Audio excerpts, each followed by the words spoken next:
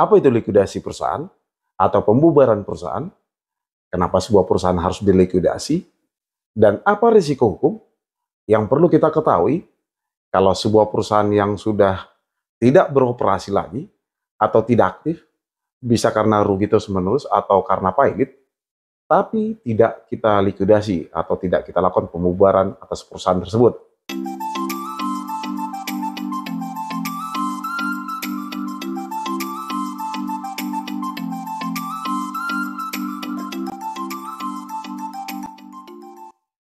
Secara sederhana, likuidasi adalah proses pembubaran perusahaan karena perusahaan menghentikan operasionalnya, lalu menjual aset-aset yang ada di perusahaan tersebut, dan menggunakan uang hasil penjualan dari aset-aset tersebut untuk membayar utang kepada seluruh kreditor dari perusahaan, kalau ada. Nantinya, sisa uang yang ada setelah dibayarkan kepada semua kreditor, lalu dibagikan kepada seluruh pemegang saham, sesuai dengan porsi saham yang dimiliki oleh masing-masing dari pemegang saham yang ada di perusahaan tersebut. Kalau kita mengacu pada Peraturan Menteri Keuangan Republik Indonesia, nomor 272 garing PMK 05 tahun 2014, tentang pelaksanaan likuidasi entitas akuntansi dan entitas pelaporan pada Kementerian Negara atau lembaga, likuidasi bisa diartikan sebagai sebuah tindakan penyelesaian seluruh aset dan kewajiban dari sebuah perusahaan sebagai akibat dari pengakhiran atau pembubaran entitas atau perusahaan untuk akuntansinya dan atau entitas pelaporan pada kementerian negara atau lembaga. Nah, yang menjadi pertanyaannya, mengapa sebuah perusahaan bisa mengalami likuidasi atau pembubaran dari perusahaan tersebut?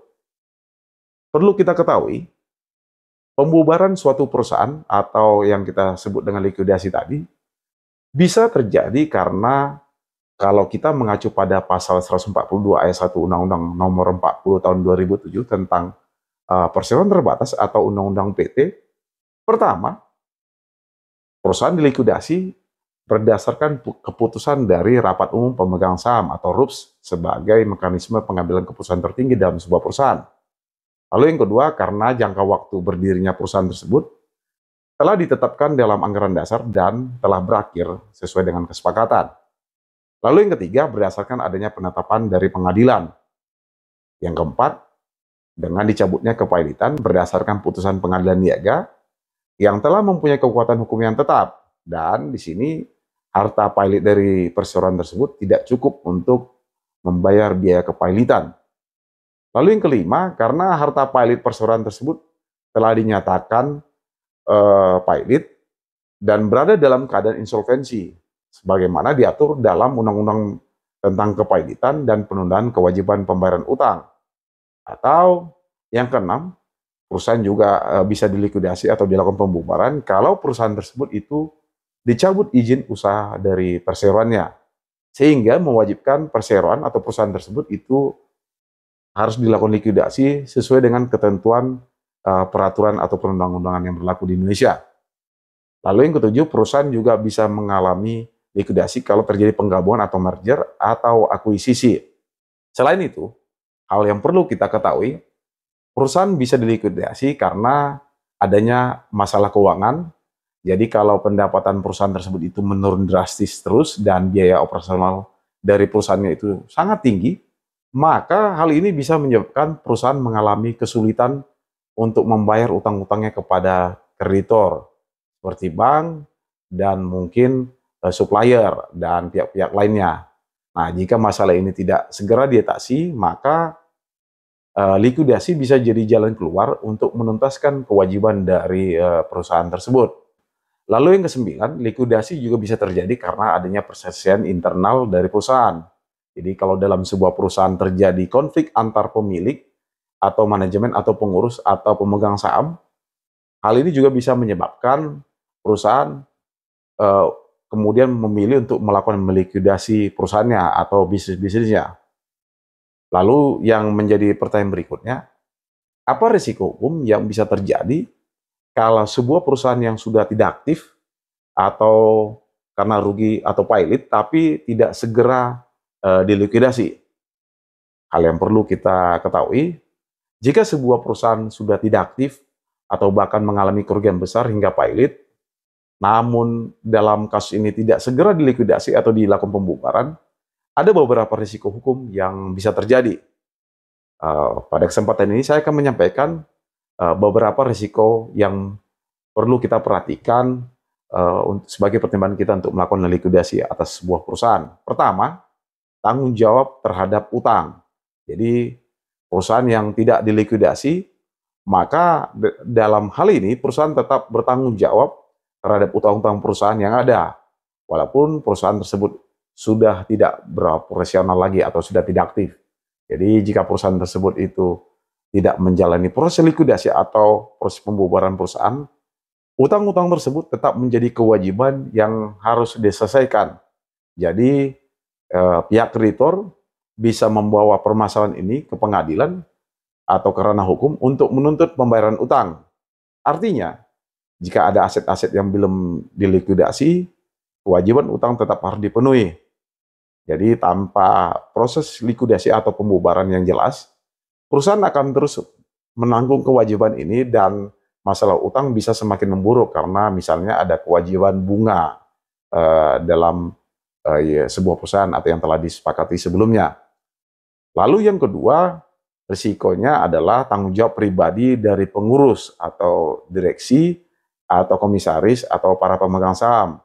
Jadi kalau pengurus perusahaan, baik direksi, komisaris, atau pemegang saham tidak segera melikuidasi perusahaan yang sudah tidak beroperasi lagi atau sudah tidak aktif lagi dan mengabaikan kewajiban hukum perusahaan, maka mereka bisa dihadapkan pada ada tanggung jawab pribadi kepada mereka. Hal ini bisa terjadi kalau pengurus dianggap tidak memenuhi kewajiban mereka untuk melindungi kepentingan dari para kreditor atas perusahaan tersebut atau pemegang saham dengan melakukan proses likuidasi yang tepat sesuai dengan aturan atau ketentuan hukum yang berlaku di Indonesia. Lalu resiko yang ketiga, adanya sanksi administratif dan sanksi hukum.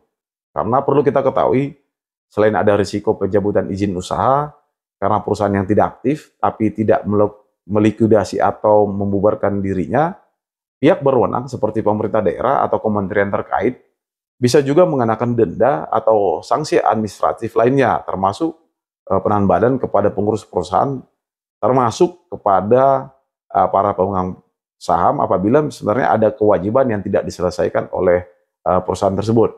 Jadi perusahaan yang tidak mengurus likuidasi atau pembubaran bisa dikenai denda administratif dari otoritas pajak atau pejabat yang berwenang karena perusahaan yang tidak aktif tetap diwajibkan untuk menyelesaikan kewajiban pajak dan melaporkan keadaan keuangan dari perusahaan tersebut secara tepat waktu.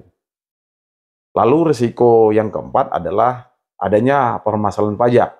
Jadi kalau perusahaan tersebut itu tidak menjalani proses pembubaran atau likuidasi yang benar, ada risiko utang pajak yang tidak diselesaikan. Jadi karena meskipun perusahaan tidak beroperasi lagi, hal yang perlu kita ketahui, kewajiban pajak seperti pajak penghasilan atau PPN tetap berlaku. Jadi, kalau tidak ditangani, maka pajak yang belum dibayar bisa bertambah dan perusahaan bisa dikenakan sanksi administratif atau denda yang besar.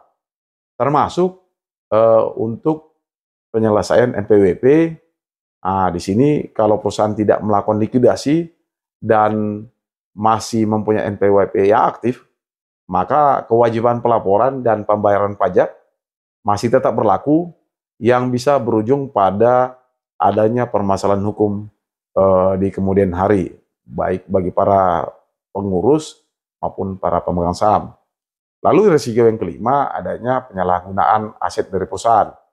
Dalam beberapa kasus, jika perusahaan tidak dilikuidasi dengan benar, maka di sini bisa terjadi penyalahgunaan atau penyembunyian aset atau penggelapan atas aset-aset perusahaan.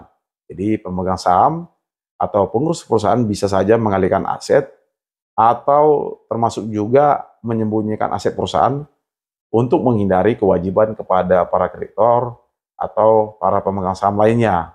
Nah, tentu saja hal ini bisa berujung pada adanya tuntutan hukum atau eh, gugatan atas adanya dugaan tindak pidana penggelapan yang dilakukan oleh oknum yang tidak bertanggung jawab.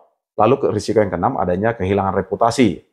Jadi dengan tidak segera melakukan pembubaran perusahaan atau tidak melikuidasi perusahaan yang sudah tidak aktif atau pilot atau karena rugi bisa menyebabkan kerusakan reputasi di mata publik dan juga dunia usaha. Jika perusahaan terkesan tidak profesional atau tidak bertanggung jawab dalam mengurus kewajiban hukum dan administrasi, hal ini tentu saja bisa berdampak buruk atau negatif pada kepercayaan pelanggan atau customer, mitra bisnis, termasuk kepada investor di masa yang akan datang atau di masa depan. Lalu risiko yang ketujuh adanya potensi penyitaan aset. Jadi kalau perusahaan tidak dilikuidasi atau dibubarkan dan perusahaan tidak menuntaskan atau menyelesaikan seluruh kewajiban utangnya kepada para kreditor, maka di sini para kreditor dapat mengajukan gugatan dan berpotensi melakukan penyitaan atas aset yang masih dimiliki oleh perusahaan. Tanpa proses likuidasi yang jelas, maka penyelesaian utang bisa menjadi semakin rumit atau kompleks dan tentu saja bisa berdampak pada pihak-pihak terkait, baik itu pengurus, direksi, komisaris, atau para pemegang saham. Kesimpulannya, melakukan likuidasi atau pembubaran perusahaan atas perusahaan yang sudah tidak aktif sangat penting untuk menghindari adanya risiko hukum yang lebih besar lagi di masa yang akan datang. Karena tanpa proses pembubaran atau likuidasi yang benar, perusahaan bisa menghadapi masalah baik itu utang, pajak, izin usaha, dan bahkan menghadapi adanya tuntutan hukum pribadi dari kreditor atau otoritas yang berwenang, dalam hal ini pemerintah. Untuk itu, sebaiknya perusahaan segera melakukan likuidasi atau pembubaran jika memang perusahaan tersebut itu sudah tidak aktif atau dalam kondisi pilot, agar dalam menyelesaikan kewajiban hukum dan menghindari masalah-masalah yang bisa timbul di kemudian hari.